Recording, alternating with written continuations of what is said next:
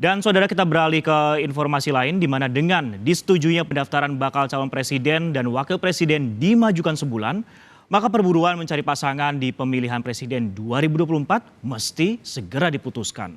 Bila ada 3 poros, maka penentuan siapa pasangan Ganjar dan siapa pasangan Prabowo hanya diberi batas waktu hingga 25 Oktober mendatang.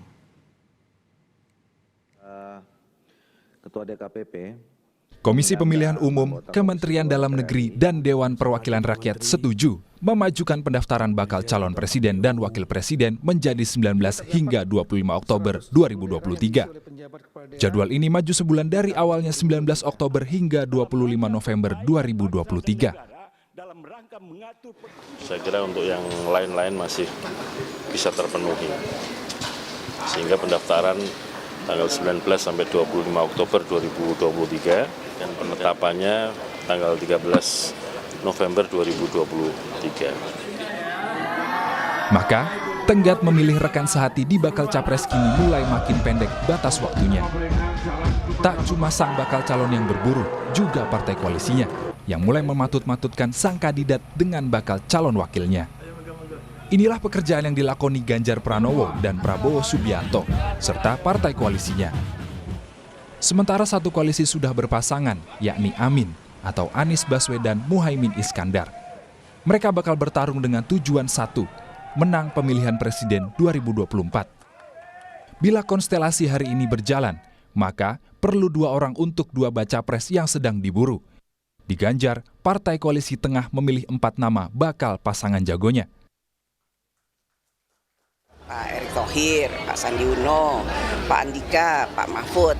Tadinya kan memang muncul namanya Mas AHY, namun karena Demokrat sudah memutuskan untuk pindah atau menentukan dengan Mas Prabowo, ya tentu saja sepertinya tidak mungkin. Pak RK masih ada juga? Pak RK juga, Golkar kan sudah dengan Pak Prabowo, jadi dan Pak RK merupakan kader Golkar. Dari 4 nama yang menguat saat ini adalah Mahfud MD.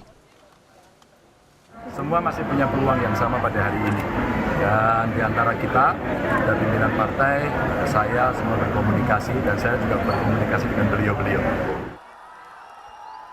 Prabowo dan koalisinya juga tengah menimbang nama Menteri BUMN dan juga Ketua Umum PSSI Erick Thohir yang disodorkan anggota koalisi Partai Amanat Nasional, lalu Ridwan Kamil yang adalah Wakil Ketua Umum Golkar. Pemilihan cawapres Pak Prabowo ini akan dilakukan dengan cara musyawarah untuk mufakat. Siapanya saya belum tahu. Bisa saja nanti Pak Erlangga, bisa saja Pak Erick Thohir, bisa Mas Gibran, bisa Kang Emil, bisa Mbak Yeni, atau bisa nama-nama lain. Erick tidak mau berspekulasi dan menyerahkan semua keputusan pada parpol koalisi pendukung Prabowo Subianto. Terlalu dini, ya, kalau bilang siap-siap nggak ada, itu yang saya sudah sampaikan, percayalah, ya itu kayak lagunya Afgan, kalau jodoh pasti bertemu, itu aja ya, jangan. Kalau masalah tentu pembicaraan mengenai calon pencalon itu kan ada koalisi. Tapi bagaimana bila hanya ada 2 poros? Pasangan Amin akan berhadapan dengan 2 bakal capres yang kini sedang mencari pasangan masing-masing, Ganjar dan Prabowo. Yang jelas ini sudah diantisipasi oleh koalisi Amin, yang pertama kali melontarkan adanya kemungkinan 2 poros yang bertarung di Pilpres 2024. yang sulit itu justru membuat hanya 2 poros. Jelas pasangan Amin mengantisipasi semua kemungkinan. Kemungkinannya kan tinggal 2, 3 poros atau 2 poros. Kubu Ganjar tidak ingin spekulasi berkembang. Dalam dinamika yang ada, mau 3 pasangan calon, 2 pasangan calon, itu kan mengerucut pada 2. Sehingga ya pandangan itu betul juga. Misalnya ada 3 pasang calon atau 4 pasang calon. Kan ujung-ujungnya karena diperlukan syarat 50% plus 1, kan ada 2 pasang calon. Lalu ada yang melakukan analisis politik.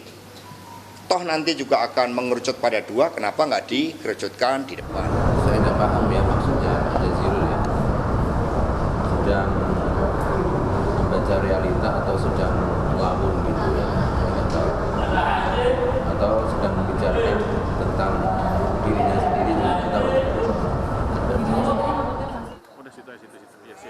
Di koalisi Prabowo, Gerindra menilai kemungkinan 2 poros bisa terjadi. Kalau kami kan ini namanya demokrasi. Demokrasi itu bisa kemudian ditentukan oleh pemilik hak demokrasi, yaitu rakyat yang diwakili oleh partai politik. Sehingga nanti mau 2 poros, mau 3 poros, ya kami ikut aja. Bila ada 3 poros, maka kemungkinan putarannya harus 2 kali. Sehingga hari pencoblosan Pilpres tidak cuma di 14 Februari 2024. Bila 2 poros, maka pemenang Pilpres ditentukan pada 14 Februari 2024. Tim Liputan, Kompas TV.